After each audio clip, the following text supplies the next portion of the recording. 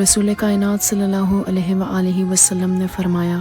جو شخص اس بات کو پسند کرتا ہے کہ تمام اہل آسمان کے نزدیک تمام روئے زمین کی محبوب ترین شخصیت کو دیکھے تو اسے چاہیے کہ حسین علیہ السلام کی طرف نگاہ کرے۔ امام حسین علیہ السلام نے فرمایا، میں رسول خدا کی خدمت میں حاضر ہوا، اس وقت آپ کے پاس ابی بن کعب بھی بیٹھے ہوئے تھے، تو حضور اکرم صلی اللہ علیہ وآلہ وسلم نے مجھے دیکھ کر فرمایا، خوش آمدید اے ابا عبداللہ، اے آسمانوں اور زمینوں کی زینت۔ یہ سن کر ابی نے کہا، یا رسول اللہ، آپ کے علاوہ آسمانوں اور زمین کی زینت اور کوئی کیسے ہو سکتا ہے؟ حضور اکرم صلی اللہ علیہ وآلہ وسلم نے فرمایا، یا ابی، جس ذات نے مجھے برحق نبی بنا کر بھیجا ہے،